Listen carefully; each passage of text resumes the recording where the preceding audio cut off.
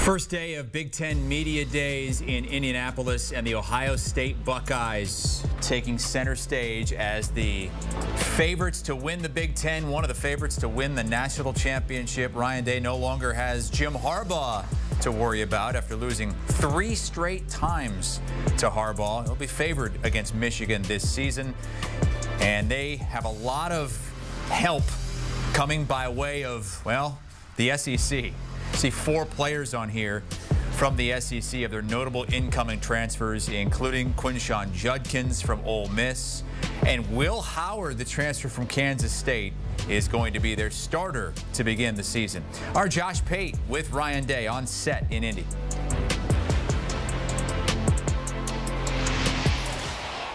Ohio State head coach Ryan Day joining us. Greece is in the rearview mirror. You've taken the vacation. You've got fall camp a couple of weeks away. Where's your mindset? Absent media days, outside the media days, where's your mindset right now? With the team. When you think about where the preseason, is in terms of, the year, you start with the winter and then you go to the spring. And you have your summer, and that preseason is really critical to come together and build the foundation for the entire year. And so, just working really hard to make sure everything's in order for that, make sure that guys are, prepared for that at a high level. We'll give them a little bit of 3 days off here before we start for next week, but, making sure that everything's organized in terms of the scripts and, making sure the staff's ready and prepared.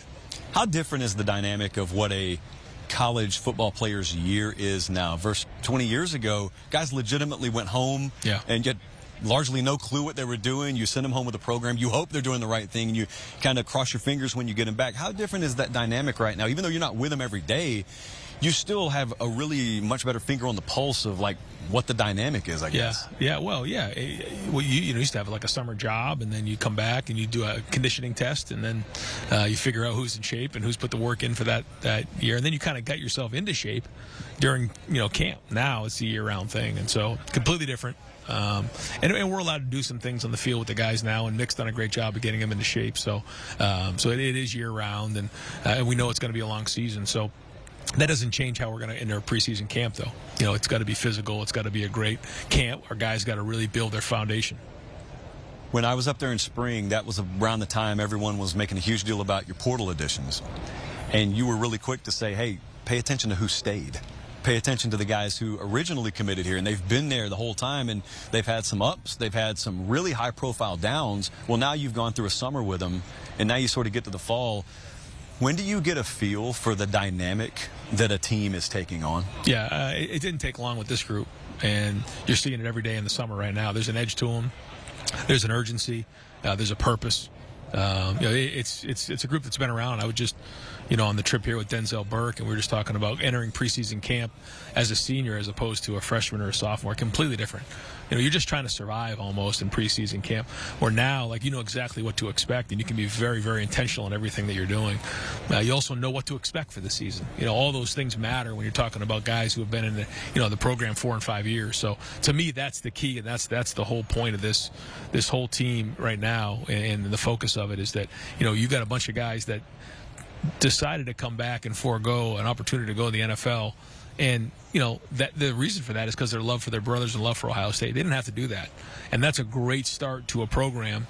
And then as it continued to go, because every year is different. It's easy to say, well, it just carries over from last year. It's not even close. You got to rebuild your entire identity year in and year out. That's my opinion. And so, this group has come together. The camaraderie strong, the brotherhood strong. And so now it's time to get out in the field and start playing. When people think Ohio State offense over the last several years, they think of studs at wide receiver. It's the first thing that comes to mind. When you get to the end of a year, and then roughly the personnel you have in a coming year like this, is there ever a thought that, hey, I can probably do most anything I want to? I want to shift 20% over here. I want our identity to be a little bit more this, maybe a little bit less that.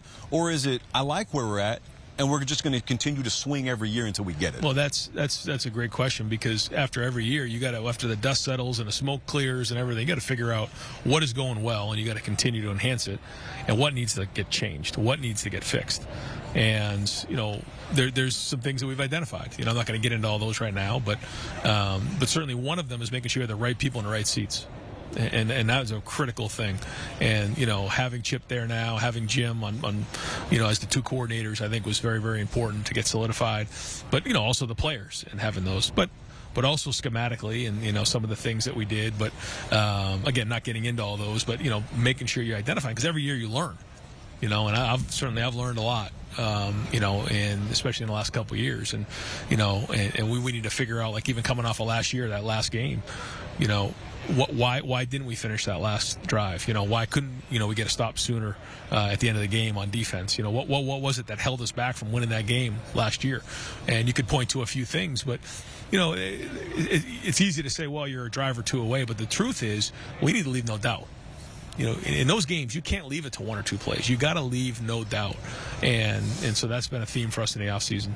People throw the word pressure around with head coaches all the time. They throw it around with you all the time. I personally, selfishly wish folks could spend a day in the building with you, but they can't. So the closest we can do is I can ask you, describe how you view the pressure of your job and how it may be different than a headline on a website or like a YouTube thumbnail. Well, that's the case when you step into that seat.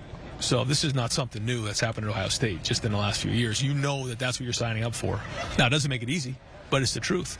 And you want to be relevant. You want to have it all on the line. And that's what it's like every single year when you're at Ohio State. But you do it for your family. You do it for your players. You do it for your staff and for your coaches. But also you do it for all the fans who love Ohio State.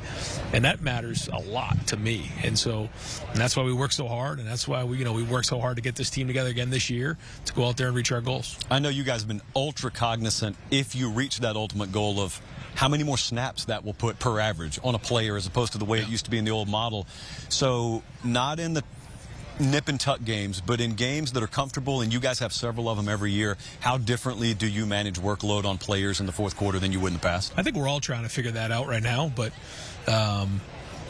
we have got to build depth for sure.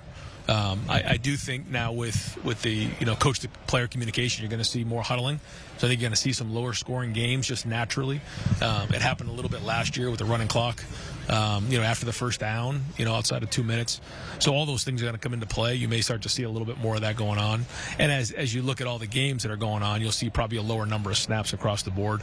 But you got to play depth. That's just the bottom line. You got to build depth because not only is it the length of the season, but it's also, if you take an injury somewhere along the line, these guys got to step up and play their best football at the end of the season. Caleb Downs is a phenomenal athlete. We saw him as a true freshman at Alabama last year. You guys have him now, and there's been a lot of chatter about what kind of role he could have or how multiple his role could be on your team.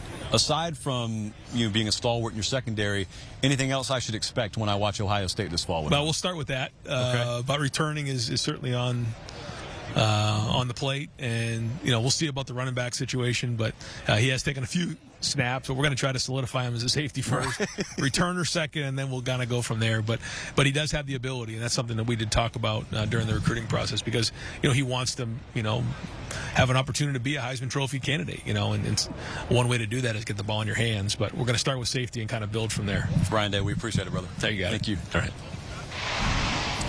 And even though Ryan Day has not been able to get the job done, if you ask Buckeye fans, he's been able to get it done against everybody else other than Michigan. They have 12 straight seasons with 2 or fewer losses. That is second only to Alabama among active FBS streaks.